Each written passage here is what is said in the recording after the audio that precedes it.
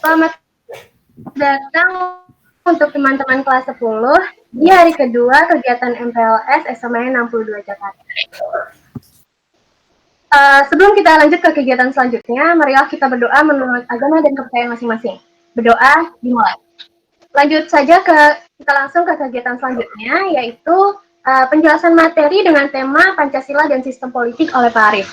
Namun sebelum itu, teman-teman, untuk tidak mengganggu kegiatan penjelasan materi. Baik, dengan tema Pancasila dan Sistem Politik, Pak Arief, waktu dan tempat kami persilahkan.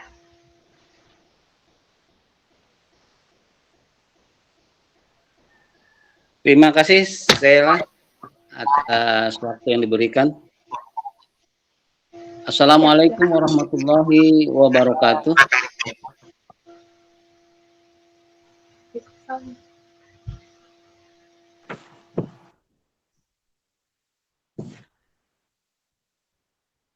Alhamdulillah.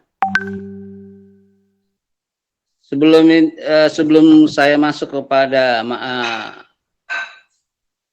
materi saya ingin berdoanya ulang. Tadi kita berdoa sekali lagi. Tadi doanya cepat betul, kilat. Jadi kita berdoa sekali lagi ya. Berdoa dimulai.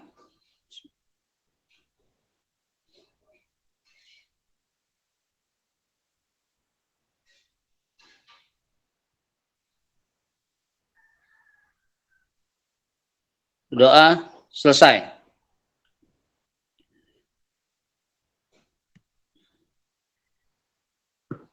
Selamat pagi, salam sejahtera kepada seluruh calon siswa baru SMA Negeri 62 Jakarta. Selamat datang di Kawah Chandra di Muka, tempat di mana salah satu penghasil calon pemimpin Indonesia masa depan. Karena pada hari ini alumni-alumni 62 telah berkiprah. Salah satunya antara lain adalah menjadi salah satu wakil dari Panglima ABRI. Jadi istri Panglima ABRI itu adalah alumni 62. Itu berarti pergaulannya hebat betul itu. Jadi yang lain banyak tersebar dan kemudian nanti saya berharap 20 tahun kemudian generasi yang sekarang menjadi calon siswa ini akan menggantikan mereka. Dan tentu saja saya berharap jauh lebih hebat, jauh lebih keren daripada yang alumni sekarang. Anak-anakku, kita adalah bangsa Indonesia. Takdir bangsa Indonesia adalah bangsa yang majemuk. Bangsa yang terdiri dari berbagai agama, suku, bangsa, bahasa, budaya yang berbeda-beda. Jadi itu takdir kita. Karena itu takdir, maka kita tidak bisa menghindarinya. Kita harus berdamai dengan takdir itu. Dan kita harus memposisikan bahwa perbedaan, bahwa teman-teman kita agamanya berbeda, sukunya berbeda, bahasanya berbeda, dan budayanya berbeda, itu adalah keniscayaan. Maka kita harus membiasakan diri.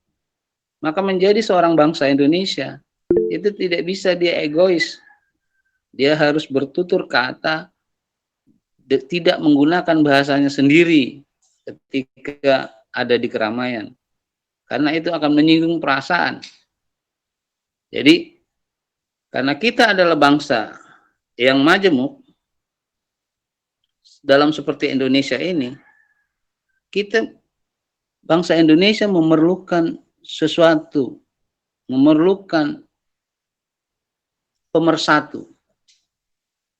Itulah sebabnya ketika kita menjelang kemerdekaan kita, Jepang telah mempersiapkan badan yang namanya BPUPKI, Dokuritsu Jombicho Sokai, Badan Penyelidik Usaha-Usaha Persiapan Kemerdekaan Indonesia. yang anggotanya adalah seluruh tokoh-tokoh masyarakat Indonesia yang ada di Indonesia, baik yang berbeda latar belakang agamanya, bahasanya, dan budayanya. Nah, BPUPK ini kemudian mengadakan rapat. Salah satu topik pembicaraan utamanya adalah bagaimana jika Indonesia merdeka? Apa dasar negaranya? Apa yang bisa mempersatukan Indonesia itu? Maka kemudian Soekarno, Muhammad Yamin, dan beberapa tokoh lainnya memberikan prasaran. Jadi Pancasila itu diputuskan bukan oleh Soekarno sendiri. Soekarno hanyalah salah satu yang memberikan materi pemerasaran bahwa kalau Indonesia merdeka itu nanti pemersatunya apa? Maka pada 1 Juni Soekarno memberikan pidato. Dia memberikan 5 dasar.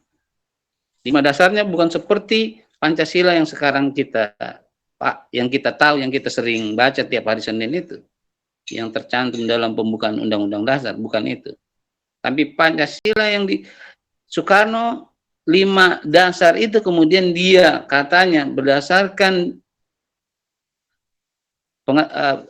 saran dari temannya yang ahli bahasa, dia mengatakan bahwa dasar ini adalah bernama Pancasila. Panca 5, sila dasar. Jadi 5 dasar. 5 dasar ini digali dari kearifan bangsa Indonesia yang berlangsung lama, selama ribuan tahun. Itu begitu yang dikatakan oleh Soekarno. Itu bisa dibaca dalam buku-buku yang memuat tentang Pancasila seperti yang ditulis oleh Soekarno. Jadi bangsa Indonesia yang majemuk ini memerlukan suatu pemersatu.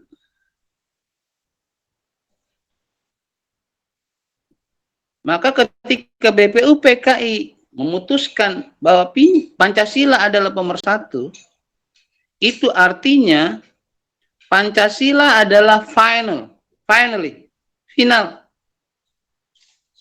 Pancasila sebagai pemersatu bangsa. Jadi tidak ada boleh lagi sekarang orang mengutak-ngatik Pancasila itu.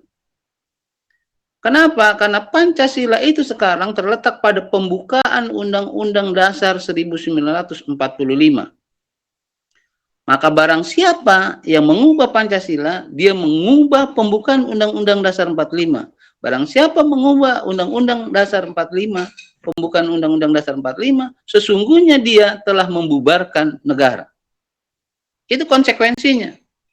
Jadi jangan ada orang di Indonesia ini sekarang boleh merubah-rubah Pancasila itu. Karena Pancasila adalah hasil kesepakatan para pendiri bangsa pada tahun 45 yang tergabung dalam BPUPKI yang kemudian berubah menjadi PPKI. Yang Insinyur Soekarno di situ ketuanya. Ini catatan khusus. Jadi tidak ada orang boleh merubah Pancasila itu. Pancasila finally. Titik. Karena Pancasila itu diperdebatkan lama di forum BPUPKI. Keputusannya final ketika tanggal 17 Agustus itu sudah final. Pancasila itu tadinya berisi seperti yang tertulis dalam Piagam Jakarta. Tapi menjelang pengesahan Undang-Undang Dasar 45, sila pertama tadi berbunyi ketuhanan dan kewajiban menjalankan syariat Islam bagi para pemeluknya. Itu begitu bunyinya. Tapi karena ada permintaan dari Indonesia Timur dalam catatan Hatta dalam bukunya, bahwa kemudian atas kebijaksanaan dari Ki Bagus Hadikusumo yang waktu itu dimintai pendapatnya oleh Hatta dan Soekarno, kemudian dengan keikhlasan para tokoh Islam pada saat itu, maka berubah.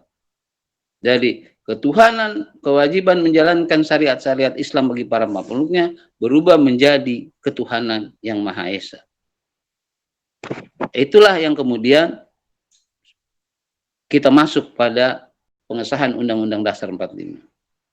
Karena Pancasila pertama yang berbunyi seperti itu tidak dapat diterima, walaupun itu telah menjadi kesepakatan, keputusan anggota BPU PKI pada saat itu.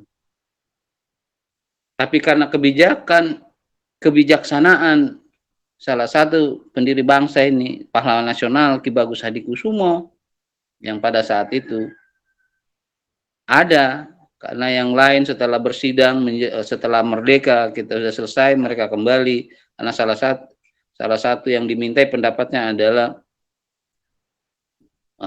ayahnya Gus Dur.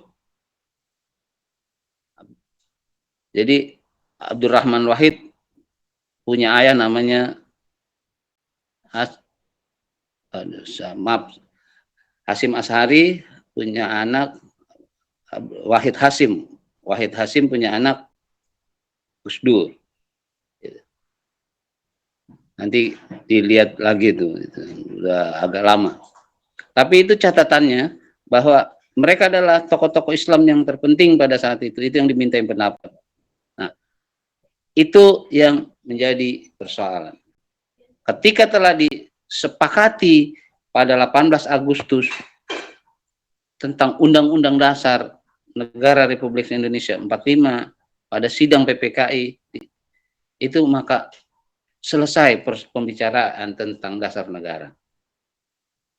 Maka perjalanan sejarah akan ada peristiwa-peristiwa yang ingin mengganti Pancasila itu dengan ideologi yang lain, itu akan mengalami kegagalan. Misalnya pada tahun 48, Partai Komunis Indonesia ingin merubah Pancasila itu. Mereka melakukan pemberontakan tahun 48. Kemudian diulanginya lagi nanti tahun 65. Dan banyak lagi yang lain. Ini menunjukkan bahwa yang bisa mempersatukan kita itu, atau bahkan kesepakatan bersama para pendiri bangsa itu, bahwa Pancasila adalah pemersatu bangsa itu final. Nah, karena Pancasila sebagai pemersatu bangsa itu, sebagai dasar negara, maka Pancasila itu punya fungsi-fungsi. Apa fungsinya? Fungsi Pancasila pertama adalah dia sebagai sumber dari segala sumber hukum di Indonesia. Jadi setiap hukum-hukum di Indonesia harus dijiwai oleh nilai-nilai Pancasila. Pertama, dia harus menggambarkan ketuhanan. Adanya nilai-nilai ketuhanan. Nilai-nilai ketakwaan. Kedua, dia mengandung kemanusiaan. Ketiga, dia harus memperkuat persatuan. Keempat, dia harus adil. Kelima, dia harus menggambarkan keadilan sosial bagi seluruh rakyat ini. Adil. Dia juga menggambarkan suatu hasil musyawarah. Jadi kerakyatan yang dipimpin oleh hikmat kebijaksanaan dalam permusyawaratan perwakilan.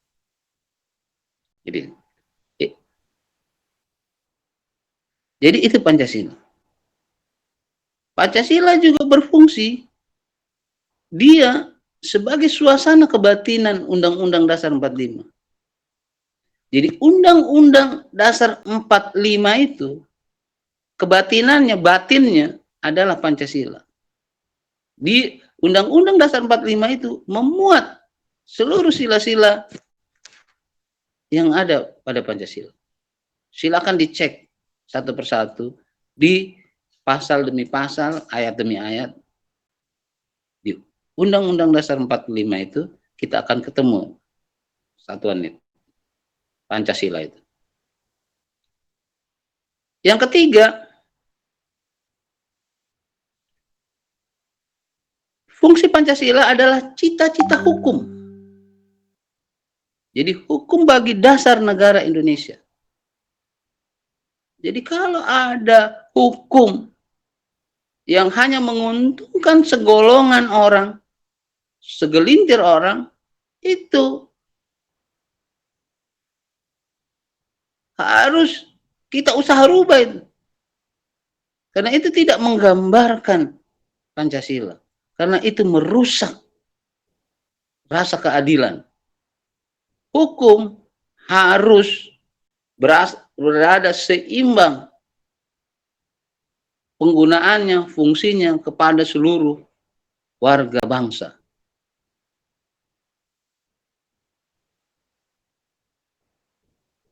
Jadi saudara-saudara, siswaku calon siswa SMA Negeri 62, jadi Pancasila itulah fungsinya. Dan kalian juga sering mendengar Pancasila adalah dasar negara. Apa artinya? Pancasila dasar negara itu bermakna dia menjadi landasan dan tolok ukur bagi penyelenggara negara sehingga segala aspek pembangunan nasional harus berlandaskan pada nilai-nilai yang terkandung pada Pancasila. Jadi pembangunan di Indonesia itu harus menggambarkan nilai-nilai Pancasila. Jadi pendeknya Pancasila harus menjiwai seluruh aspek kehidupan bangsa Indonesia. Apa aspek kehidupan bangsa Indonesia itu? Bisa kita gambarkan aspek kehidupan bangsa Indonesia itu dalam satu singkatan I Polek Sosbud Hankam. Jadi dalam ideologi, politik, ekonomi, sosial, budaya, pertahanan, keamanan. I Polek Sosbud Hankam. Apa ideologi itu? Ideologi itu cara-cara yang menuntun kita dalam mencapai tujuan bangsa Indonesia. Ideologi kita adalah ideologi Pancasila. Karena dengan Pancasila ini kita berharap kita mencapai Indonesia adil dan makmur. Kedua, politik. Karena bangsa Indonesia ini terdiri dari bermacam-macam suku bangsa, kepentingan-kepentingan, agama, dan lain sebagainya. Dan sudah menjadi kodratnya bahwa semua manusia itu ingin punya kekuasaan, maka untuk mengaturnya kita punya namanya sistem politik. Tema kita hari ini Pancasila dan sistem politik. Nanti saya akan lanjutkan. Kemudian ekonomi kita. Ekonomi kita adalah ekonomi Pancasila harusnya. Yang pilarnya adalah koperasi. Itu seperti pesan proklamator Bapak Dr. Andes Muhammad Hatta. Jadi kita berekonomi itu harus ekonomi kerakyatan. Tidak boleh harusnya dalam negara Pancasila itu sedikit orang menguasai modal, menguasai uang begitu banyak sendiri. Di Indonesia ini orang kaya itu sedikit. Satu orang kaya di Indonesia sekarang itu kekayaannya setara dengan hampir 100 juta penduduk Indonesia. Coba dibayangkan itu. Orang kaya di Indonesia itu bisa dihitung dengan jari. Harusnya menurut para pendiri bangsa, bangsa Indonesia ini harus dikelola dengan kerakyatan. Semua harus mempunyai kemakmuran bersama-sama seharusnya. Kalau kita lihat sistem koperasi itu, nah ini mesti menjadi kajian. Nggak bisa dalam masyarakat Pancasila itu ada orang yang kaya kelewat kaya, yang miskin kelewat miskin. Seperti nggak boleh dalam negara Pancasila itu ada orang kurang gizi, itu nggak boleh. Kemana tetangga-tetangganya itu? Saya berharap nggak terjadi ke depannya itu kalau alumni 62 jadi pemimpin Republik ini. Kita harus, ya nggak sama-sama kaya, tapi harus sejahtera sama-sama, harus bisa makan semuanya. Karena itu pesan dari para pendiri bangsa ini. Ekonomi harus dikelola sedemikian. Sosial, kita harus hidup berdampingan cara damai dengan menghargai perbedaan-perbedaan. Harusnya dalam negara Pancasila tidak boleh ada konflik yang terus-menerus atas nama agama, atas nama suku, atas nama bahasa. Nggak boleh. Kalau kita semua menghayati dan mengamalkan Pancasila. Semua satu bangsa. Nggak boleh perang atas nama agama itu. Di negara Pancasila. Semua bisa diselesaikan secara musyawarah dan mufakat. Nah, budaya Pancasila itu harus memperhatikan itu Pancasila. Nggak boleh budaya Pancasila itu di luar norma-norma yang bertentangan dengan Pancasila. Misalnya, semua agama melarang yang namanya LGBT. Tidak ada satupun agama yang menyetujui. Tidak boleh, harusnya dikembangkan LGBT di masyarakat Pancasila itu. Karena itu bertentangan dengan kehendak Tuhan. Agama manapun melarang. Kalau ada satu agama membolehkan LGBT, udah lama mereka habis oleh umatnya sendiri. Karena LGBT itu kan mendatangkan penyakit-penyakit yang luar biasa. Dan selalu dikutuk Tuhan. Berakhir dengan penderitaan. Banyak sudah terjadi dalam catatan sejarah. Bagaimana orang Sodom dan Gomora, orang-orang di Itali, gempa bumi yang dahsyat, terkubur mereka. Kemudian ketika terjadi penggalian, kita bisa temukan di sana ada kehidupan seks bebas yang luar biasa yang dilakukan oleh para, nauzubillah, nggak bisa saya sebutkan. Mereka kemudian akhirnya ditelan bumi, sebagaimana diceritakan dalam, misalnya dalam Quran tentang umat Nabi Lut, atau dalam Bible tentang Sodom and Gomora, dan lain sebagainya. Dan kebudayaan seperti ini tidak bisa dikembangkan. Seks bebas, nggak bisa. Karena itu bertentangan dengan kehendak Tuhan. Di mana letak ketuhanan yang Maha Esa? Maka kita harus betul-betul menghayati sila-sila dari Pancasila dan nilai-nilainya itu, kemudian dengan sungguh-sungguh untuk mengamalkannya.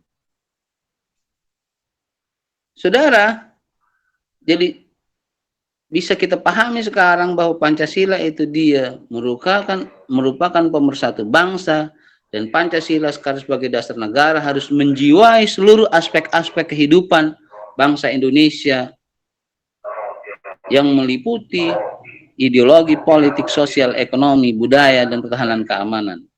I Polexoxbud Hankam. Jadi itu. Lebih khusus saya akan menjelaskan tentang Pancasila dan sistem politik. Di dunia terdapat macam-macam sistem politik. Di Amerika menggunakan sistem demokrasi. Namanya sistem demokrasi, namanya demokrasi liberal. Sementara di Cina, mereka menggunakan demokrasi totaliter. Kekuasaan hanya di satu partai. Di Amerika, kekuasaan ada di beberapa partai. Diperebutkan di antara beberapa partai. Dan Indonesia tidak menggunakan yang digunakan oleh demokrasi ala Amerika, demokrasi liberal, atau yang digunakan demokrasi ala Cina. Ada sistem politik yang lain, misalnya sistem aristokrat, sistem kerajaan, seperti di Brunei, atau di Thailand, atau di Inggris. Di Inggris kombinasi antara sistem kerajaan dan demokrasi. Di Malaysia mengikuti Inggris. Jadi kekuasaan eksekutif dipegang oleh para politisi. Yang mengesahkan adalah raja. Dan Indonesia tidak menggunakan itu. Sistem politik Indonesia adalah Pancasila. Jadi dalam berpolitik di Indonesia itu, acuannya adalah Pancasila. Kelima dasar itu.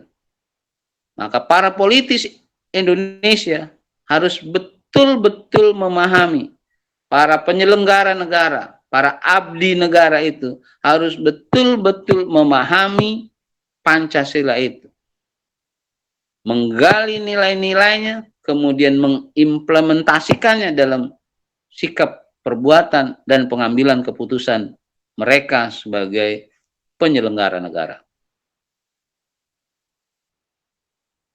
Jadi, Pancasila dalam sistem politik kita, dia seperti yang saya katakan tadi, dia harus menjiwai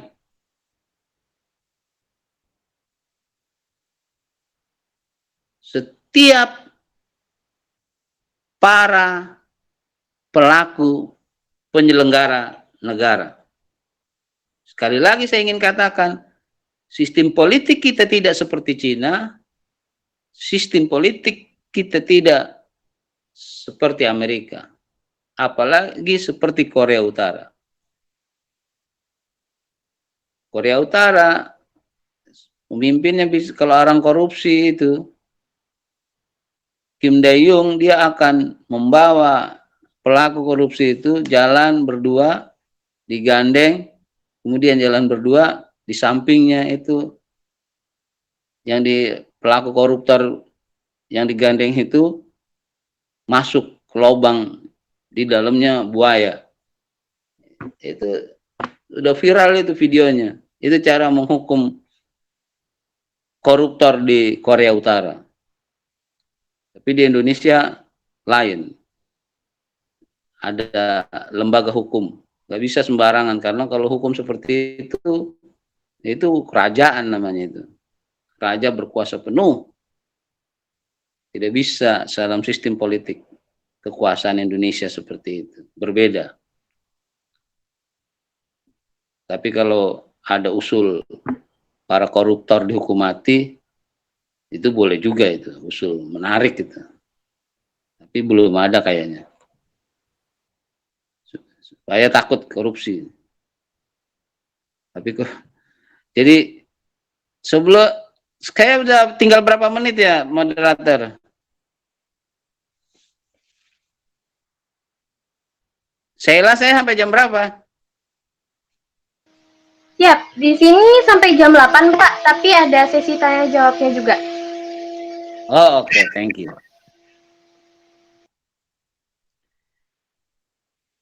Saya lanjutkan. Maka dalam sistem politik Indonesia, kekuasaan politik Indonesia itu harus berpusat pada rakyat. Itu bunyi Undang-Undang Dasar. Bunyinya adalah kekuasaan ada di tangan rakyat.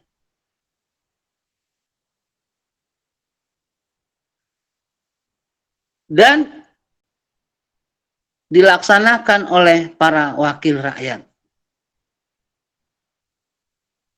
Maka yang diwakilin ini, yang diwakilkan oleh para wakil rakyat ini, harus pintar, harus cerdas, karena dia telah mewakilkan dirinya untuk mengatur negara ini. Kalau di sekolah, wakil itu gajinya lebih rendah daripada kepalanya. Atau di perusahaan, wakil direktur itu lebih rendah gajinya daripada direktur. Atau wakil menteri lebih rendah gajinya daripada wakil menteri. Tapi kita, rakyat yang punya wakil, itu pendapatannya luar biasa besarnya. Wakil kita. Sementara kita nggak dapat apa-apa. Apa artinya itu?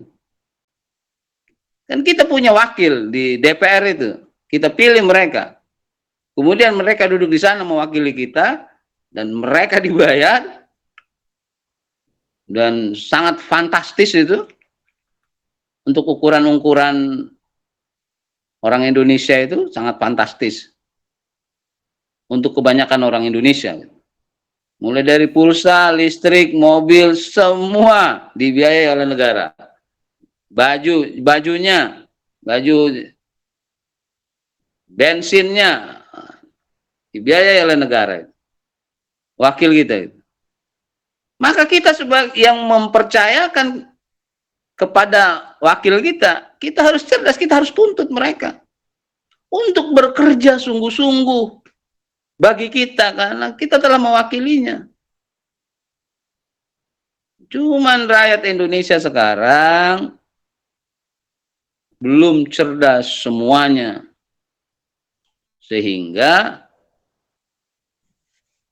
banyak hal-hal yang dilakukan oleh wakilnya itu kita biarkan.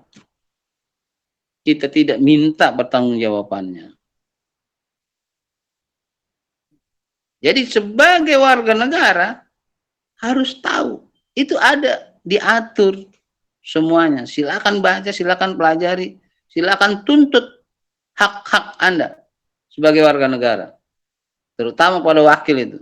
Kalau ada orang datang nanti minta suara kalian, tanya apa yang kalian mau lakukan buat bangsa ini, buat kami. Jadi jangan cuma janji-janji, kejar janji-janjinya itu. Jadi seperti itu. Itulah seorang warga negara yang cerdas.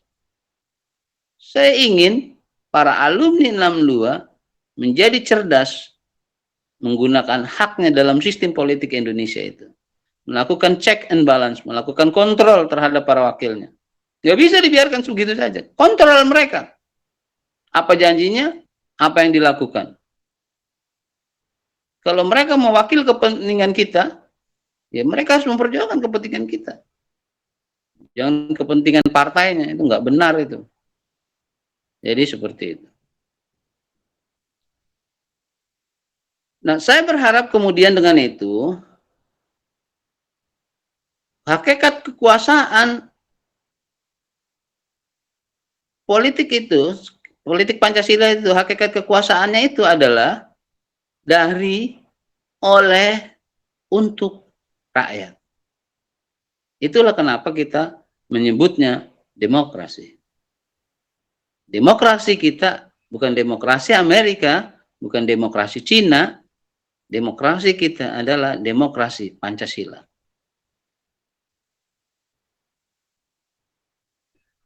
Agar sistem politik Indonesia itu berjalan sebagaimana yang dicita-citakan ketika Indonesia merdeka, itulah kenapa sistem politik kita itu menggunakan sistem politik Pancasila yang dijiwai oleh Pancasila. Jadi politik kita asas-asasnya harus dijiwai oleh asas-asas moral yang terdapat pada sila-sila Pancasila.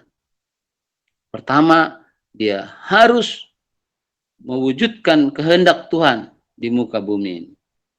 Kenapa? Karena kita sudah bersepakat. Sila pertama adalah ketuhanan yang Maha Esa. Maka orang yang ingin nggak boleh dihalang-halangi dalam beragama. Agama apa saja tidak boleh dihalang.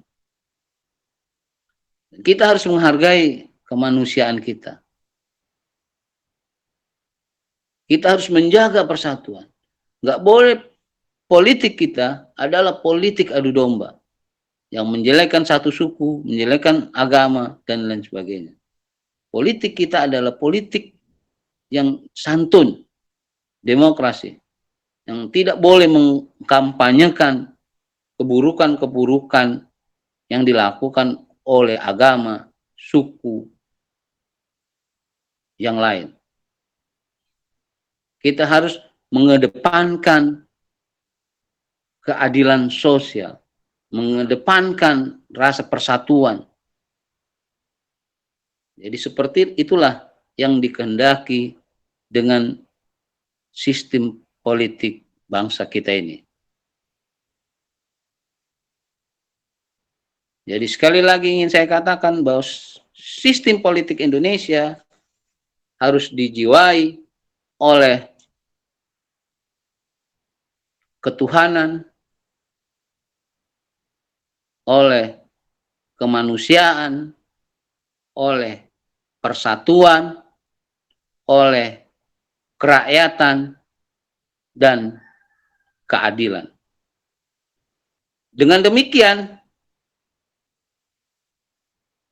saya berharap, kita berharap, dengan politik yang demikian, yang dijiwai oleh sila-sila dari Pancasila, maka akan hadir kehidupan bagi bangsa ini, kehidupan yang adil dan makmur. Maka kita jadi hidup bahagia, tidak ada yang dianaktirikan, tidak ada yang dinomorduakan, tapi semua sama dalam porsinya masing-masing, dalam kapasitasnya masing-masing. Maka kita akan merasa pemimpin kita adalah pemimpin yang adil. Jadi akan lahir keadilan. Jadi satu-satunya sarana yang bisa mempersatukan manusia di dunia ini adalah keadilan. Sebuah sistem politik,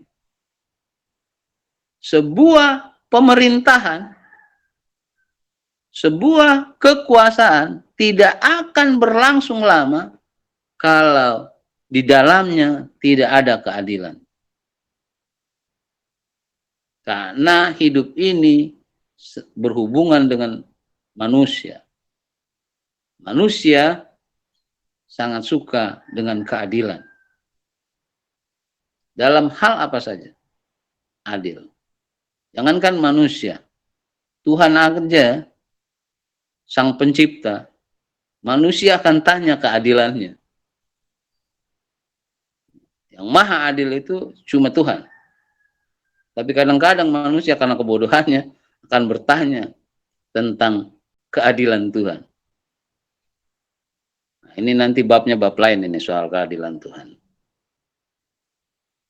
Oke, saya pikir itu.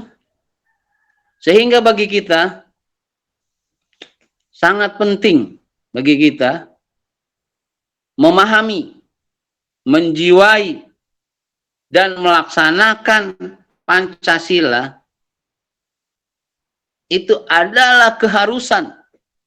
Saya ulangi, bagi kita memahami, menjiwai, dan melaksanakan Pancasila adalah keharusan jika kita ingin bangsa ini ada 1000 tahun lagi. Orang pintar berbicara dengan akalnya, orang bodoh berpikir dengan mulutnya. Saya Ahmad Arif, terima kasih. Assalamualaikum warahmatullahi wabarakatuh. Waalaikumsalam warahmatullahi wabarakatuh. Terima kasih Pak Arif telah menjelaskan materinya, sangat menarik tentunya. Kita langsung aja masuk ke sesi tanya jawab. Untuk teman-teman boleh diaktifkan kembali kamera dan mikrofonnya, dan jika ada pertanyaan boleh langsung disebutkan nama, kelas dan pertanyaannya, dan akan langsung dijawab oleh narasumbernya. Silakan teman-teman yang punya pertanyaan, boleh langsung disebutkan aja.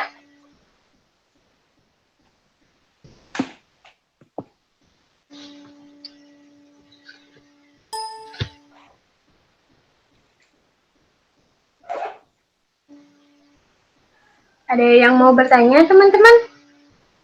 Kalau ada mungkin masih ada yang bingung atau belum dijelaskan oleh Pak Arif, boleh ditanyakan langsung.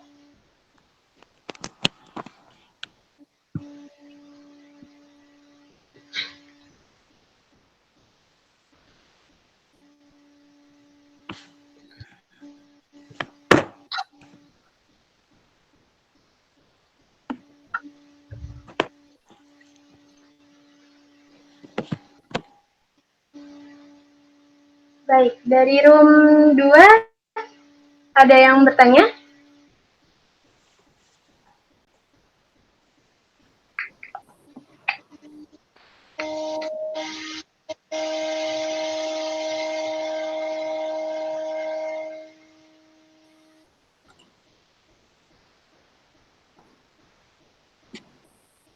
Ya Rahma, langsung aja tanya.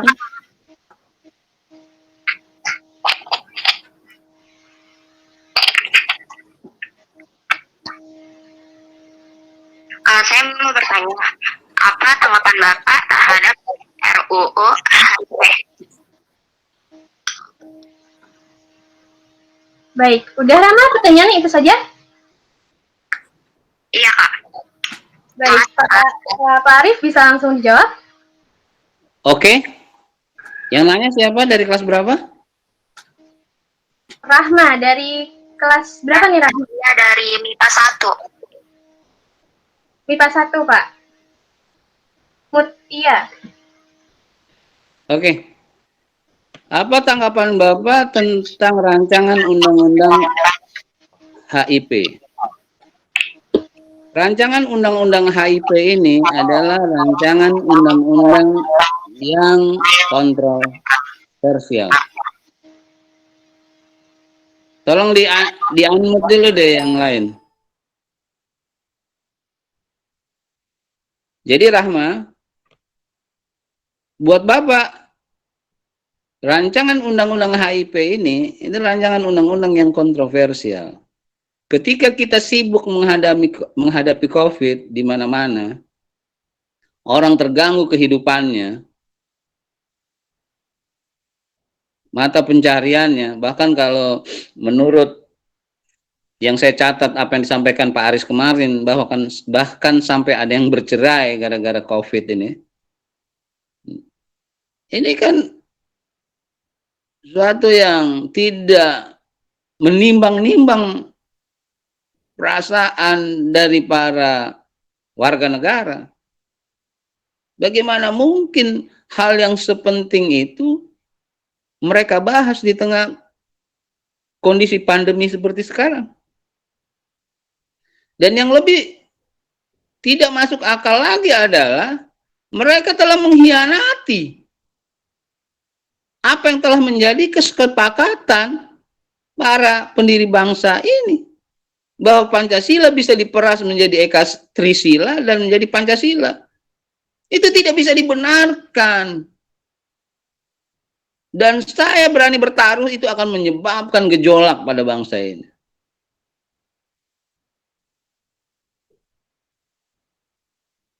Dan itu tidak bisa dibenarkan.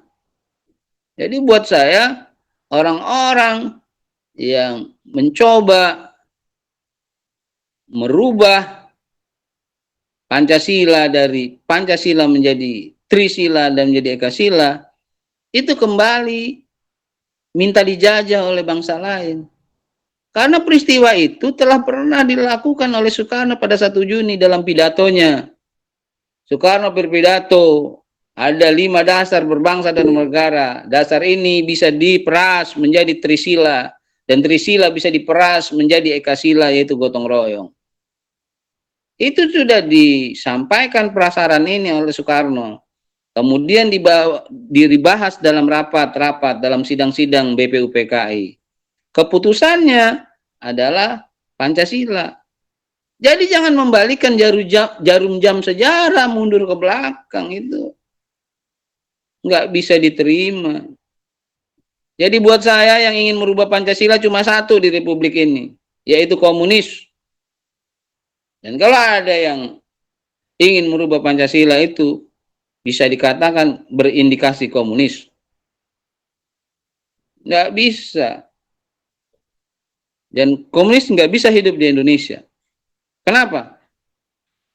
Karena dia nggak percaya Tuhan. Ateis, nggak ada Tuhannya. Sementara semua orang Indonesia itu percaya sama Tuhan. Bagaimana kita bisa hidup dengan orang yang tidak bisa menghormati Tuhan kita? Jadi itu tanggapan saya. Bahwa barang siapa yang ingin merubah Pancasila itu dengan bentuk ideologi yang lain, itu pada hakikatnya adalah ingin merubah negara. Maka siapa yang ingin merubah negara, maka dia harus berhadapan dengan kita semua. Tidak bisa ditolerir karena pengalaman negara-negara konflik ideologi ini panjang. Saya kasih cerita. Orang-orang Libanon sebelum tahun 2000, mereka itu bertikai. Luar biasa panjang dan lamanya pertikaian mereka. Di Libanon itu terdiri dari 2 agama. Kristen dan Islam. Kristennya terbagi menjadi Kristen Palangis dan Maronite. Islamnya terdiri dari Sunni dan Syiah. Mereka berperang. Kadang-kadang Kristen bergabung sama Kristen, Islam bergabung dengan Islam, perang. Kadang-kadang Kristen sama Islam, Islam sama Kristen bergabung jadi perang. Jadi kombinasinya begitu. Dan terus porak-poranda lah Libanon itu. Lama mereka kemudian, dunia kemudian mendamaikan mereka. Dan sekarang kita tidak mendengar, dan itu lama. Atau konflik di Inggris antara Katolik dan Protestan, itu lama. Atau di Irak sekarang, Sunni dan Syiah, itu lama. Apalagi kalau berbeda Tuhannya, itu Tuhannya satu. Jadi buat saya barang siapa yang ingin merubah Pancasila, dia hakikatnya ingin membubarkan negara. Dan itu harus dilawan. Karena kita ingin hidup yang damai. Tidak ada konflik dan perselisihan yang sangat tajam seperti itu. Itu mungkin Rahma jawabannya, mudah-mudahan bisa dipahami. Kalau kurang puas, nanti bisa dibaca lagi di literatur-literatur yang ada. Oke, Sheila. Baik, terima kasih Pak Arif atas jawabannya. Selanjutnya masih ada mungkin yang pertanyaan lain? Masih ada beberapa waktu lagi. Dari room 3 sepertinya. Ada yang mau bertanya?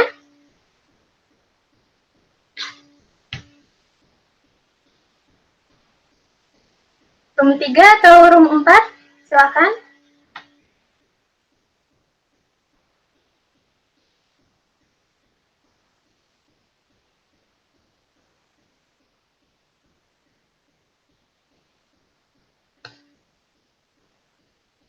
Baik. Sepertinya saya bacakan aja Pak pertanyaannya. Ini dari room 3, Farhan yang nanya. Apa pendapat Pak Arif untuk hukum negara kita yang meruncing ke bawah tapi tumpul ke atas? Bisa jawab Pak Arif?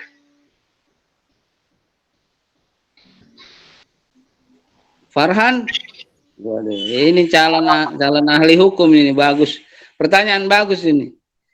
Kenapa hukum Indonesia itu runcing ke bawah, tumpul ke atas? Ini pertama harus dilihat siapa yang melakukan kesalahan. Inilah karena aparat hukum tidak memiliki rasa keadilan. Biasanya yang melakukan, kalau aparat yang tidak melakukan tajam ke atas, tumpul ke atas, itu biasanya pelaku yang di atas itu pertama punya kekuasaan, kedua punya uang. Jadi kalau dua ini, kekuasaan dan uang ini, maka hukum kadang-kadang jadi tumpul, tidak mampu menyentuh itu. Ditambah dengan para aparat hukumnya kurang menjiwai Pancasila. Kalau dia adil, dia tetap melaksanakan mengambil putusan itu. Dia harus berani mengambil keputusan, walaupun itu yang dilakukannya itu melawan kekuasaan. Jadi ini bisa pernah dicontohkan oleh, kalau dalam Islam itu pernah dicontohkan oleh Rasulullah Shallallahu Alaihi Wasallam dalam hadisnya. Dia katakan bahwa apabila Fatimah anaknya mencuri, maka aku yang akan memotong tangannya. Nah, itu harusnya seperti itu pemimpin. Kalau mencuri ya salah, namanya mencuri. Jadi mencuri itu semua salah, kecuali satu, mencuri yang nggak ada salahnya. Kalian tahu semua apa mencuri, apa yang nggak salah? Yaitu mencuri hatiku. Itu nggak salah itu. Tapi kalau semua mencuri itu hampir rata-rata salah. Makanya kalau ada yang mencuri harus dihukum. Hatta dia anak penguasa. Kalau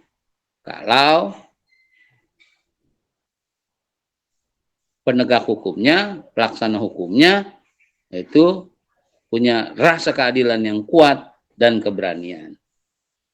Tapi tenang Farhan, seandainya juga ini belum terjadi, maka pada saatnya nanti ketika Farhan menjadi seorang hakim, Farhan menjadi seorang jaksa, atau Farhan menjadi seorang penegak hukum, maka ini akan terjadi. Maka saya senang ada pertanyaan seperti ini. Kalau sekarang belum jadi, maka Farhan yang akan melaksanakannya. Bahwa hukum itu nanti akan tajam kemana-mana. Mau ke yang kecil, maupun yang besar. Mau yang bawah, maupun yang atas. Semuanya tajam. Begitu Farhan ya.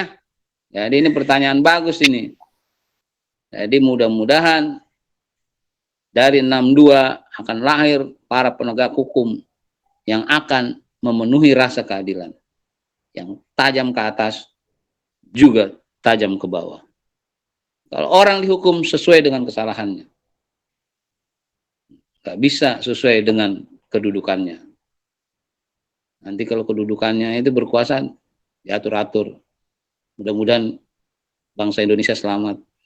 Para penegak hukumnya kita doakan agar kembali kepada jalan yang benar, menciptakan keadilan. Karena lambangnya adalah timbangan, adil, seimbang kanan kirinya. Oke Farhan, makasih. Saya lanjutkan. Siap. Baik, terima kasih Bapak atas jawabannya. Semoga Farhan bisa terjawab pertanyaannya.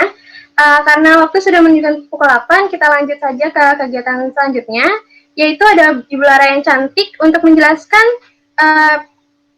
materi yang bertemakan tentang interaksi sosial dan perdagangan global. Untuk Bu Lara, silahkan.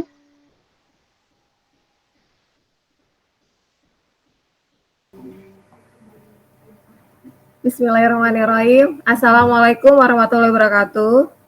Selamat pagi. Salam sejahtera untuk kita semua. Yang saya hormati Bapak Kepala Sekolah, Bapak Ibu Wakil, Ibu Kasubag TU, Bapak Ibu Guru, serta Bapak Ibu Guru Wali Kelas, dan anak-anakku sekalian. Alhamdulillah, pagi hari ini yang masih tetap semangat untuk mengisi, mendengarkan, menyimak materi MPLS di hari kedua. Terima kasih kepada panitia yang telah memberikan kesempatan kepada saya untuk menyampaikan materi baru di MPLS ini yang sedikit berbeda dengan MPLS tahun lalu. Temanya yaitu dampak perubahan interaksi sosial dan perdagangan saat pandemi COVID-19 saat ini ya.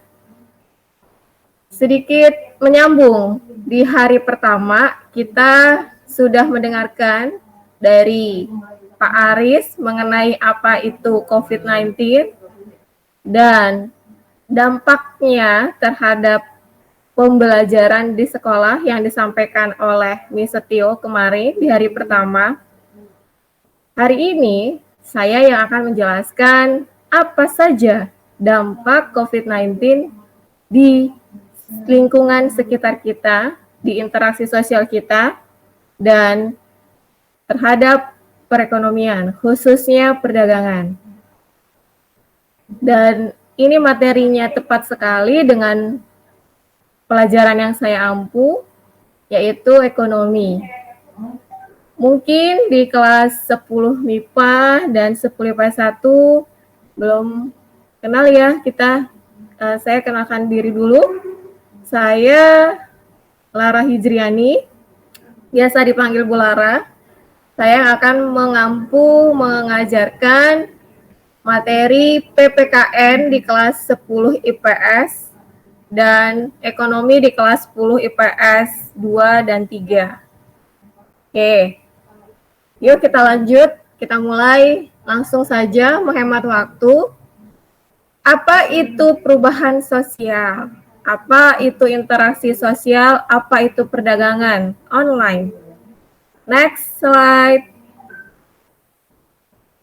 Ya, jadi ada 3 poin yang akan saya jelaskan, yaitu perubahan sosial, interaksi sosial, dan perdagangan online.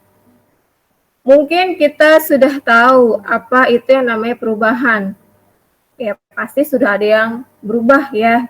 Misalkan kalau dari yang tradisional menjadi modern, atau yang berubah dari tidak tahu menjadi tahu. Saya mengutip dari pendapat para ahli dari ilmu sosiologi, yaitu apa itu perubahan sosial. Next. Ya, saya mengutip dari Suryono Sukamto yang dia terkenal ya di ilmu sosiologi. Itu dikatakan bahwa perubahan sosial adalah perubahan-perubahan pada lembaga-lembaga kemasyarakatan di suatu masyarakat yang mempengaruhi sistem sosialnya termasuk nilai-nilai, sikap, dan pola perilaku di antara kelompok di masyarakat. Ya, yang tadi saya sampaikan, perubahan sosial itu yang tadi bisa ya, dari primitif menjadi modern, yang tadinya belajar hanya dari buku paket, bisa dengan sumber lainnya, lewat internet, dan lain sebagainya yang lebih canggih. Lalu, kita lihat, dengan adanya perubahan sosial, berarti kita harus pahami terlebih dahulu, apa itu interaksi sosial. Yuk, next. Interaksi sosial, saya kutip dari ilmu sosiologi juga, itu adalah hubungan timbal balik antara individu dengan individu maupun kelompok, ya, individu dengan kelompok atau kelompok dengan kelompok, atau misalnya kita lihat tuh di gambar samping, saya hubungkan ya dengan kondisi saat ini, Nah, itu salah satu interaksi sosial yang sudah berubah, di mana semua sudah dikerjakan di rumah. Ada gambar ayah yang kerja di rumah, yang asik seharian menggunakan laptop. Lalu ada seorang ibu yang notabene dia misalnya bekerja dan dia harus bekerja di rumah sambil pegang HP atau laptop di rumah. Lalu ada anak-anaknya, ada yang belajar dari rumah menggunakan HP juga. Terkadang anak pun mengaku, oh saya lagi belajar, padahal belajar mah udah selesai. Totonya dia main game.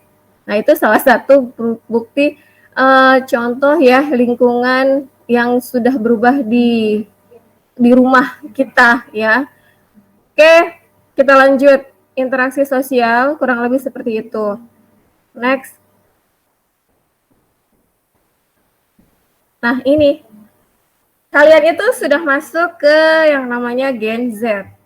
Yang sudah ibaratnya lebih canggih, lebih harus update mengenai perubahan teknologi, mengenai perubahan zaman, mengenai perubahan sosial. Nah, sekarang saya kaitkan bagaimana seorang Gen Z itu harus tahu dampak perubahan interaksi sosial dan perdagangan di saat pandemi COVID-19. Yuk kita lihat slide berikutnya. Ya, ini adalah salah satu contoh gambar ya dampak dari adanya perubahan yang terjadi di era pandemi ini. Yang pertama kita lihat dari gambar yang paling bawah, yaitu seorang yang selalu aktif sekarang memegang HP. Contohnya saya pun juga seperti itu. Mau di rumah atau di luar pasti selalu megang HP. Mengontrol pekerjaan. Dari subuh saja kita sudah mengontrol, terutama yang wali kelas. Bangunin anak-anak, yuk jangan lupa absen ya. Mau bikin sarapan, yuk masuk kelas tadarus ya. Itu semuanya dilakukan di rumah, selalu megang HP. Kayaknya tuh HP nempel aja ya di tangan. Lalu berikutnya yang kedua, itu di atas tuh, gambar di atas ada ini ojol ya, ojek online. Ini berdampak sekali ya, yang seperti kalian lihat, waktu di awal-awal pandemi, ojek online itu dilarang untuk GoBike atau GrabBike yang mengangkut penumpang, hanya mengangkut barang, misalnya gosen ya, dan lain sebagainya. Dan itu dampaknya adalah ojek online pun berkurang pemasukannya. Ya, yang tadinya bisa dapat banyak pakai GoBike, karena kalau GoBike itu pasti tiap pagi ramai orang pakai GoBike untuk berangkat ke kantor. Karena sekarang orang udah nggak ke kantor misalnya, jadinya ojek online pun sepi, hanya mengandalkan dari barang ya, gosen saja. Lalu berikutnya yang tahap berikutnya adalah itu saya selesaikan gambar belanja online. Sekarang mau beli sayuran aja bisa online, pakai sayur box dan pakai berambang dan sebagainya. Dan beli gula pun bisa pakai online ya. Lalu apalagi sandal pun bisa beli online walaupun kekecilan ya kan. Kalau udah beli online kekecilan ditukar lagi dan seterusnya. Lalu berikutnya, efek dari adanya pandemi ini itu menurunkan perekonomian. Terjadilah resesi ekonomi, yang bahkan saat itu Menteri Keuangan mengatakan bahwa APBN negara kita itu sudah hampir terkuras untuk subsidi, untuk bidang kesehatan, dan lain sebagainya. Apalagi kalau yang kita tahu, dengan adanya pandemi ini, di bidang kesehatan dananya besar sekali. Bayangkan saja yang namanya APD atau face suit atau masker itu mahal sekali harganya. Dan pemerintah mensubsidi itu semua. Bahkan untuk kamar pasien COVID itu pun juga sudah mahal sekali. Dan jadi APBN itu difokuskan sekarang untuk kesehatan. Lalu efek dari pandemi itu mengenai tourism, pariwisata. Sekarang tuh yang namanya aplikasi lewat Traveloka atau tiket.com itu sekarang sepi. Kenapa? Karena sudah dilarang untuk penerbangan. Penerbangan itu sekarang sudah banyak yang di-cancel. Tetapi sejak new era atau new normal ini sudah diperbolehkan menggunakan transportasi baik darat, laut, udara untuk keluar kota atau keluar negeri. Tapi kalau saya pribadi, ya kita tahan-tahan saja untuk keluar negeri supaya tidak terjangkit atau menjadi penular ke orang lain. Lalu berikutnya, banyak yang frustasi, terutama mungkin bagi orang yang kehilangan pekerjaan. Orang-orang yang kehilangan pekerjaan itu, misalnya dia karyawan hotel. Hotel itu kan sudah lama ditutup.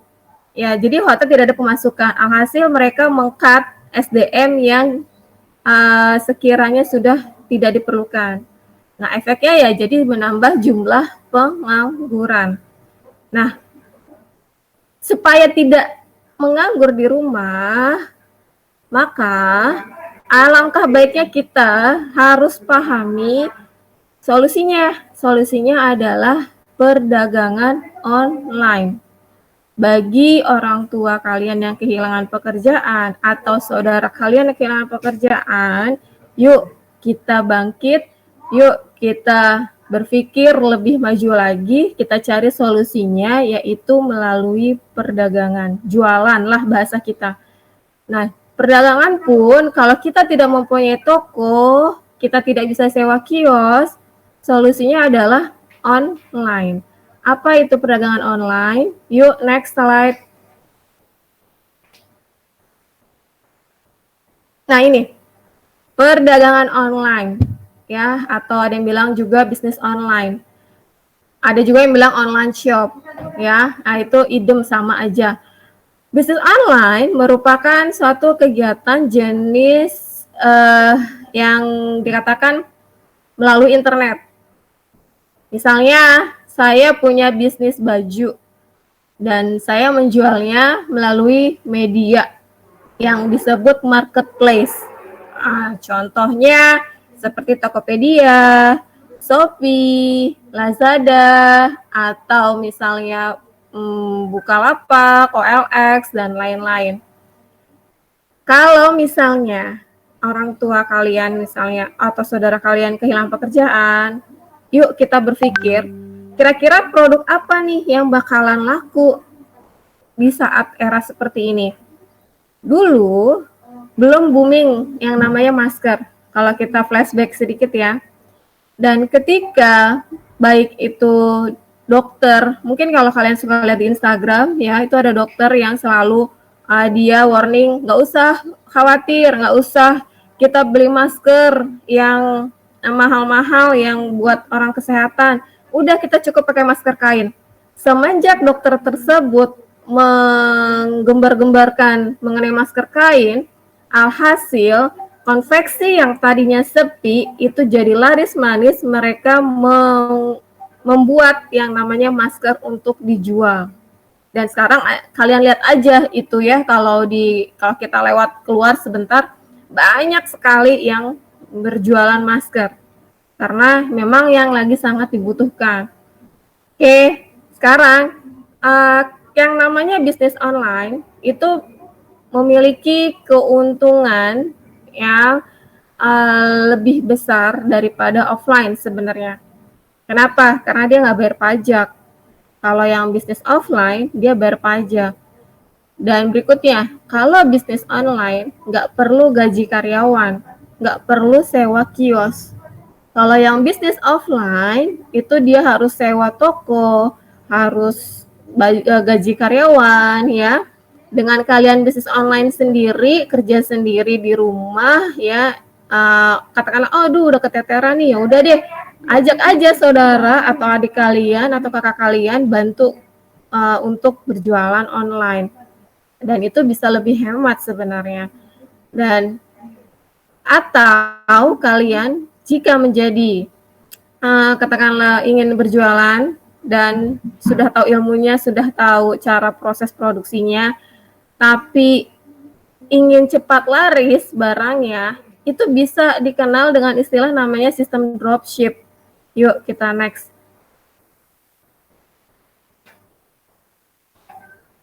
Nah, saya ingin mengajak siswa kelas 10, 11, dan 12 buka mata kalian. Kita itu di Gen Z yang tadi saya bilang, di Gen Z ini, kita harus tahu yang namanya perdagangan online. Kita harus tahu bagaimana cara jualan online. Kenapa? Supaya satu, itu bisa membantu kalian untuk nambah uang jajan. Ya, terus yang kedua, dengan nambahnya uang jajan, bisa nambah uang kalian untuk beli kuota belajar PJJ, ya. Bayangkan kita PJJ ini mesti lama loh, katanya sampai Desember. Nah, supaya kalian nggak kehabisan kuota dan bingung cari kuotanya dari mana, yuk kita jualan, ya. Yang penting halal. Caranya, kalau kalian punya sesuatu yang saya balik ke masker deh, sedikit cerita. Nah, masker itu, misalnya saya punya kenalan konveksi, saya buat saya buat masker di konveksi, saya pesan misalnya 1000 piece, lalu saya khawatir nih, barang saya aduh cepet laku atau enggak ya, kalau enggak laku rugi. Nggak usah berpikir negatif seperti itu. Kalau untungnya alhamdulillah, dan ini masker ini kan nggak basi ya, jadi jual santai pun juga aman gitu. Nah, saya pun harus berpikir, saya harus jual nih masker melalui perantara. Gimana caranya? Saya jual lewat marketplace, bisa lewat Tokopedia, bisa lewat Shopee, dan lain sebagainya. Kalian pun juga seperti itu. Kalian juga harus familiar dengan yang namanya marketplace. Jangan hanya sebagai user atau konsumen saja. Kan selama ini kan kalian hanya pegang HP, buka Tokopedia, buka Shopee, beli, tapi kalian nggak pernah buka toko di Tokopedia atau Shopee. Coba sekali-kali buka di Tokopedia, pasang aja dagangan orang, temen, ya kan, upload di toko kalian, terus kalian jual. Dan jualnya bisa pakai sistem dropship. Jadi kita minta ke si penjual untuk kirim barang pesanan klien kita ke klien kita. Nah, ini ada ilustrasinya. Yang pertama, misalnya membeli produk masker ke saya, ya. Terus dia transfer ke saya. Nah, nanti dari saya akan kirim barang itu ke si penerima, ya. Atau misalnya yang kedua, adopsi yang kedua, kalian beli masker ke saya,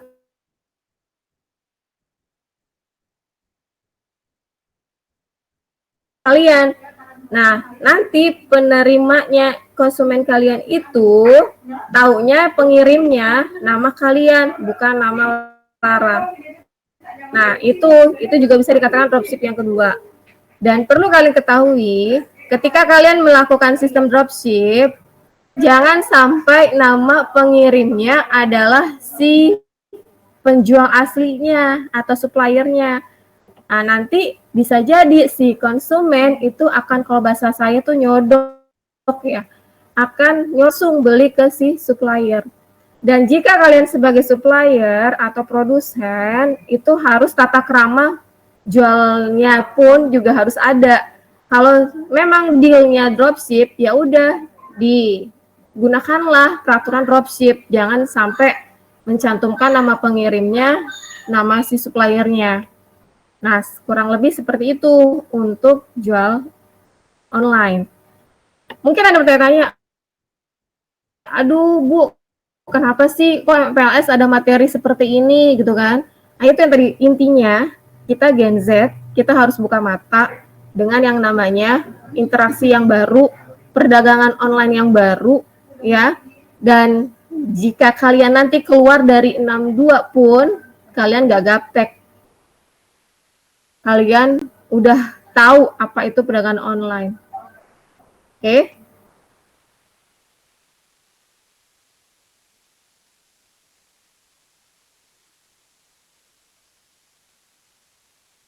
Oke, next.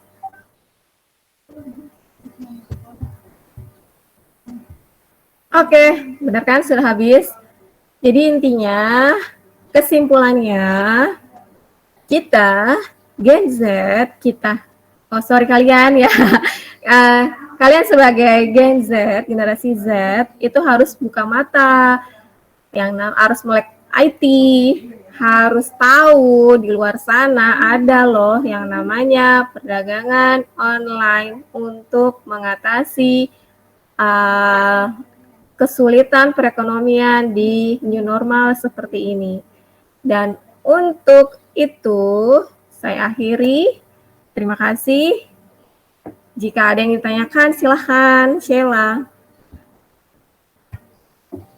Baik, terima kasih Bu Lara atas penjelasan materinya. Langsung aja kita masuk ke sesi tanya jawab. Teman-teman boleh nyalakan kamera dan mikrofonnya lagi. Dan kalau ada yang mau bertanya, boleh silahkan diutarakan pertanyaannya dan akan dijawab langsung oleh narasumbernya. Silahkan teman-teman, ada yang mau bertanya?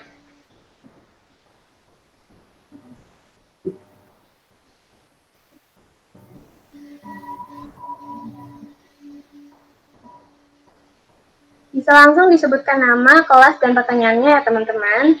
Ada yang mau bertanya nih? Mana ya? Ada yang mau bertanya enggak? Room 2. Dari room 2 ada? Silahkan.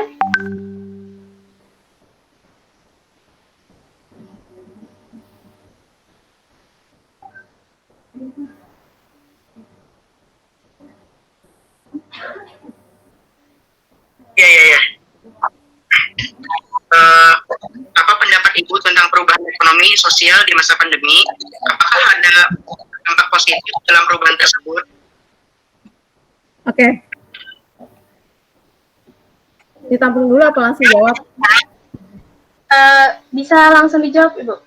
Oke. Untuk interaksi sosial, ya pasti yang kemarin di hari pertama sudah sampaikan bahwa akan terjadi yang namanya kita harus membiasakan untuk mencuci tangan. Dengan adanya pandemi ini, ya bagus. Jadi kita terbiasa untuk mencuci tangan. Sebelum ada pandemi, boro-boro ya untuk cuci tangan, ya kan? Jarang sekali kita cuci tangan. Kebanyakan orang habis dari mana, langsung nyomot makanan, langsung ngambil makanan. Nah, dengan adanya perubahan interaksi ini, ya kita jadi akan terus menjaga kesehatan kita akan terus merubah pola hidup yang lebih sehat lagi. Dari yang tadinya jarang cuci tangan menjadi sering cuci tangan. Dan sama perubahan pola etika batuk yang kemarin disebutkan oleh Pak Aris, itu juga termasuk salah satu perubahan sosial juga. Yang tadinya batuk sembarangan di depan orang, sekarang kita harus jaga-jaga, nggak boleh batuk sembarangan dan sering pakai masker. Untuk ekonomi itu memang terjadi sangat drop ya kalau dilihat di fluktuasi ekonominya. Itu salah satu solusi positif menurut saya adalah kita melakukan perdagangan online. Dan sekarang pun yang lagi booming itu sebenarnya adalah perusahaan di bidang jasa. Banyak yang sekarang melakukan, yaitu karena perdagangan online, jadi ekspedisi itu pun meningkat. Berbeda dengan yang perdagangan, apalagi kalau yang perdagangannya makanan. Itu seperti di restoran. Di restoran itu pun yang tadinya biasanya bisa dine in atau take away atau makan di situ atau bisa dibawa pulang, dulu itu hanya bisa di take away ya. Dan sekarang udah new normal, itu kita sudah boleh makan di restoran asal tetap dijaga jarak tempat untuk duduk dan makannya. Dan itu pun sudah saya coba. Oh, ternyata dengan adanya new normal seperti ini, restoran pun jadi sudah sudah ramai lagi, mall pun sudah ramai lagi, tetapi tetap protokol kesehatannya, yaitu dengan ya jaga jarak, cuci tangan, pakai masker, dan lain sebagainya. Dan itu sih jadi segi positifnya dengan adanya perubahan interaksi sosial di era pandemi ini. Satu, kita jadi lebih hati-hati dalam menjaga kesehatan. Yang kedua, untuk perekonomian, solusi positif atau solusi yang terbaik yaitu adanya perdagangan online. Itu menurut saya untuk mengembangkan, untuk memajukan perekonomian kita lagi yang runtuh. Lalu untuk di bidang pendidikan, solusi perubahan, terjadi perubahan juga nih di bidang pendidikan, ya yang tadinya kita belajar tatap muka, luring, sekarang menjadi daring. Ya, tapi kalian nggak usah patah semangat, oh kita daring di rumah, males jangan seperti itu.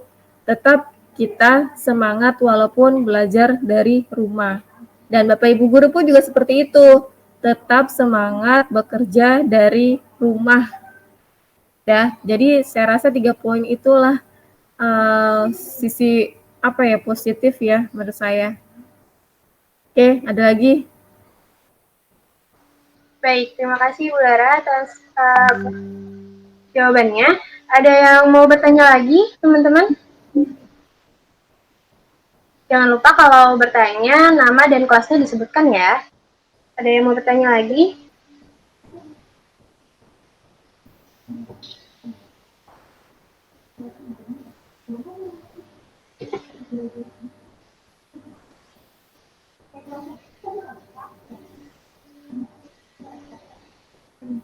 Udah? Baik, sepertinya nggak ada lagi ya, atau kita tunggu dulu atau bagaimana?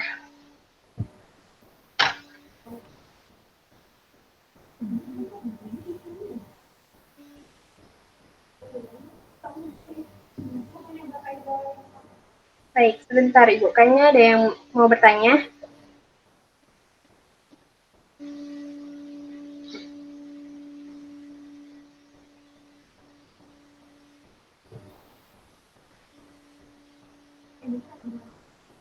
Dari room 3, silahkan room 3.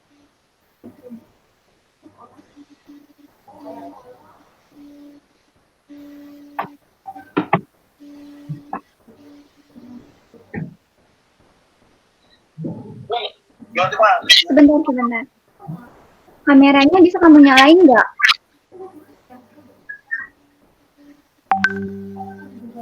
Kameranya boleh langsung dinyalain aja ya, Hendri? Iya, boleh kok. Kameranya boleh langsung dinyalain aja ya.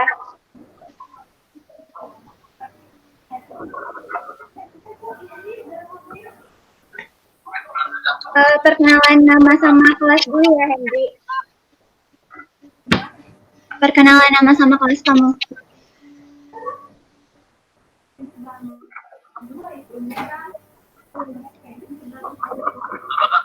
Perkenalan nama sama kelas.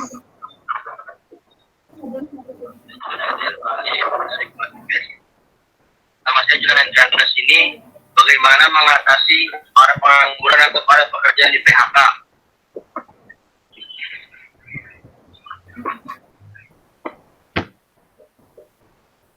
Boleh diulang lagi, Hendri, pertanyaannya? Karena dampak virus COVID-19, pengangguran atau para pekerja di PHK. Ya. Baik, sudah bisa dijawab Ibu Lara pertanyaannya Julian? Ya. Bagaimana mengatasi pengangguran atau yang di PHK di era pandemi seperti ini? Seperti yang tadi saya sampaikan, solusinya adalah kita, misalnya saya dipecat ya, saya harus berpikir, kira-kira saya mau jualan apa nih yang akan laku, yang akan dicari oleh orang. Oh, apa masker ya, apa hand sanitizer ya, gitu. Sedikit cerita. Saya waktu pertama kali di bulan Maret itu diminta untuk daring, diminta untuk mengajar dari rumah, saya itu sambil berjualan yang namanya hand sanitizer dan masker.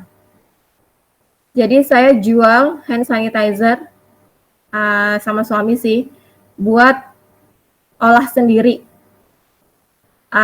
beli botol sendiri, beli lidah buayanya sendiri, beli alat-alat bahan kimianya itu, olah sendiri, dijadikan masuk ke dalam botol, lalu saya jual. Nah, itu contohnya. Jadi kita berpikir, wah, lagi ada corona nih, orang pasti nyari hand sanitizer nih. Udah deh, jualan yuk, kita jualan hand sanitizer. Ya udah, buatlah itu. Tapi sebelum saya edarkan, itu saya harus memikirkan satu, trademark atau logonya dari buat ditempel di botol. Dan juga di tester di tangan saya, karena saya ini juga tangannya sensitif, kulitnya sensitif. Jadi kalau di hand sanitizer saya cocok, berarti aman dijual ke orang. Dan alhamdulillah itu laris, ya. Itu sih contohnya solusi. Jadi kita pikirkan solusi, kira-kira, udah nggak kerja nih, ngapain ya cari tambahan lagi ya? Yang laku kayaknya ini nih, yuk kita jual hand sanitizer. Nah, hand sanitizer tuh saat itu banyak tuh yang jualan. Nah, pas dokter lupa saya nama dokternya tuh yang di IG bilang, silahkan pakai masker kain, aman. Alhasil saya langsung ke konveksi, saya buat itu masker. Dari masker 2-ply, 3-ply. Saya pasang di saya, ya. Saya edit, saya jualan online. Dan itu alhamdulillah banyak yang pesan. Jadi orang lain yang kerjain itu maskernya, saya yang marketingnya. Nah, itu kan jadi tambah pemasukan. Jadi intinya, jika kita dipecat atau kita tidak punya pekerjaan, kita harus berpikir kira-kira mau satu, dagang apa yang akan cepat laris dijual. Oke. Lalu yang kedua, jadi kita segmentasi pasar dulu. Jadi belajar ekonomi ya.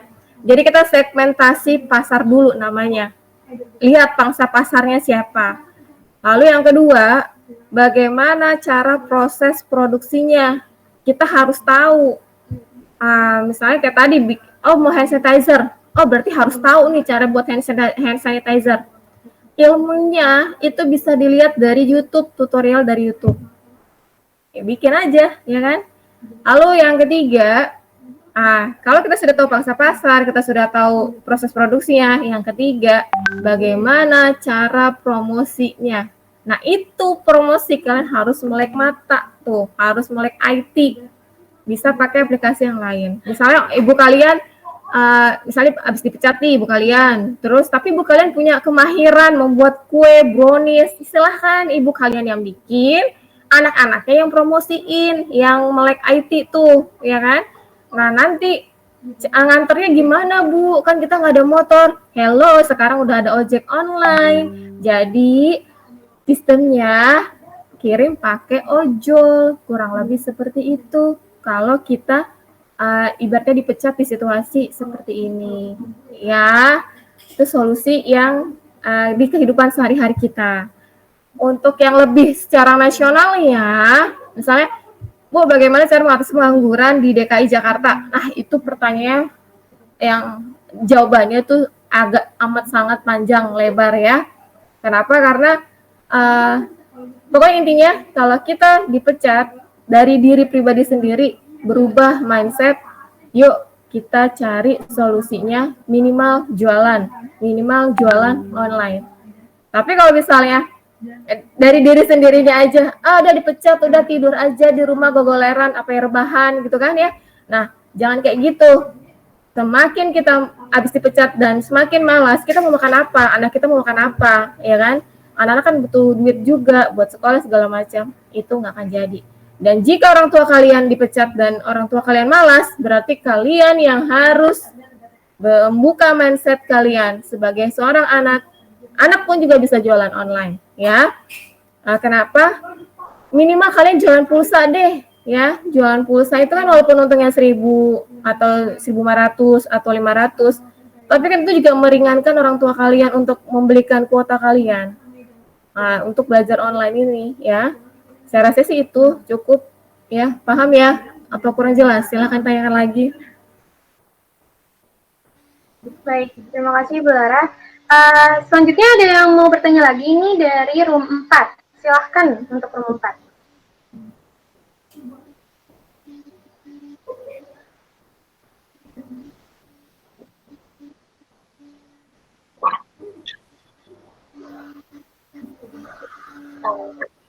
Oh, udah bisa. Silakan. Bisa. Saya Zakia dari kelas 10 IPS 3. Saya ingin bertanya, menurut Ibu, belajar secara online itu efektif gak, Bu? Kalau efektif, lalu bagaimana caranya agar belajar online ini bisa efektif gitu, Bu? Oh ya, oke. Terima kasih. Oke. Ya. Bagaimana caranya kita menyikapi yang namanya pembelajaran jarak jauh? Seperti yang ada di video perkenalan yang sudah saya lihat ya dari beberapa siswa, ada tuh yang bagus.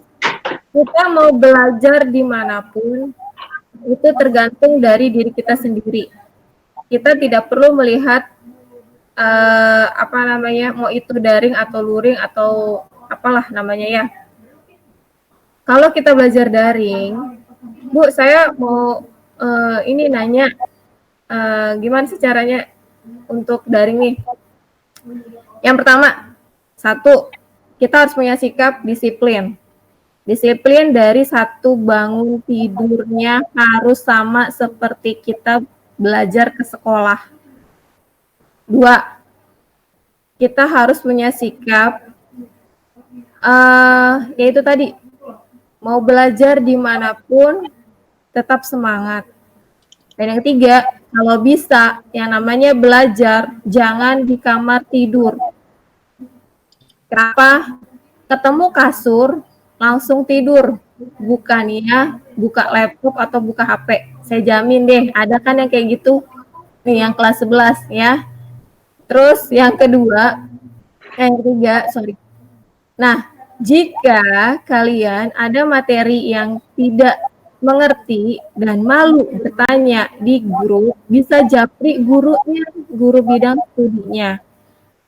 Lalu, yang keempat, yang pembelajaran online atau daring ini, nggak selamanya guru pakai Game Meet atau Zoom, karena kita menyadari keterbatasan akan kuota kalian.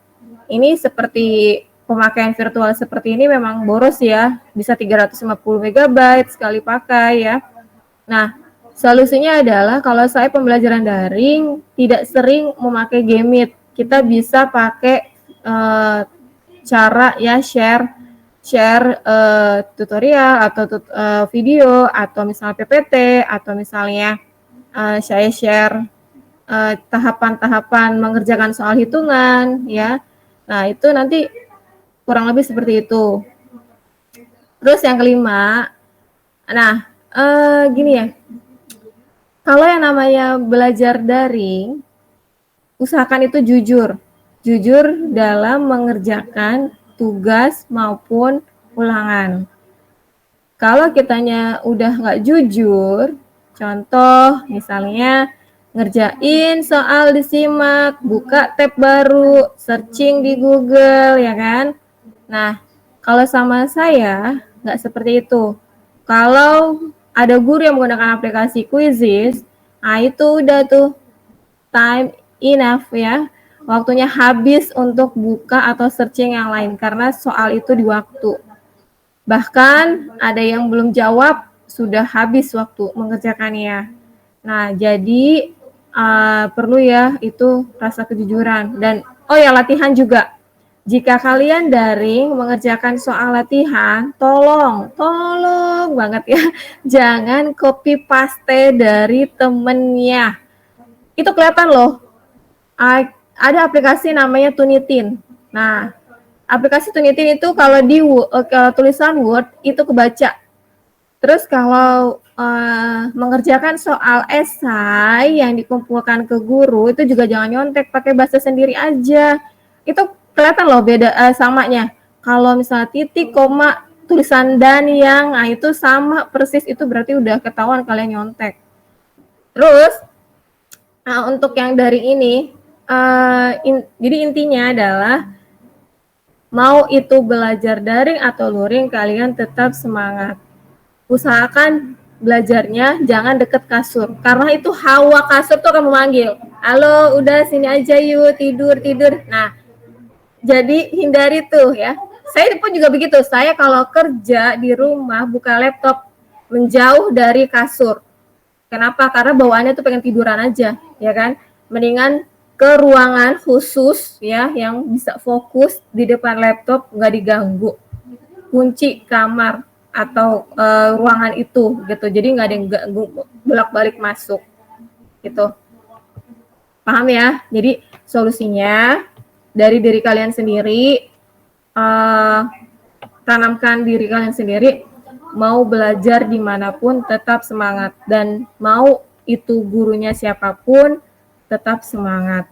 Dan sekarang banyak loh tutorial atau cara belajar materi yang kita nggak pahami. Misal gini, oh saya belum tahu cara menghitung integral, ya lihat aja di YouTube juga ada kok ya. Malah banyak murid-murid yang dia tidak paham dari materi gurunya, dia cari di YouTube, hasilnya pun juga bagus ya. Jadi belajarnya itu bukan, sumber belajar itu bukan guru aja, bisa dari internet, dari YouTube dan lain-lain. Oke, tuh ya. Saya rasa cukup. Kurang jelas boleh tanya lagi. Baik, terima kasih Bu Lara. Jadi jangan belajar di tempat tidur ya teman-teman. Kayaknya sudah tidak ada lagi yang ingin bertanya. Jadi kita lanjut saja ke materi selanjutnya, itu ada materi penunjang prestasi akademik dan non-akademik yang akan dijelaskan oleh mentor-mentornya masing-masing di grup WA kelas masing-masing. Jadi teman-teman setelah saya tutup room ini, teman-teman boleh pindah ke WA grupnya masing-masing, terus standby di sana. Jadi setelah ini, saya ucapkan terima kasih untuk teman-teman yang sudah berpartisipasi dalam kegiatan pagi hari ini, dan juga para guru, khususnya Bu Lara dan Pak Arif, sudah menjadi narasumber di kegiatan pagi hari ini. Sebelum kita tutup roomnya, baik kita membaca doa dulu sesuai agama dan kepercayaan masing-masing. Berdoa dimulai.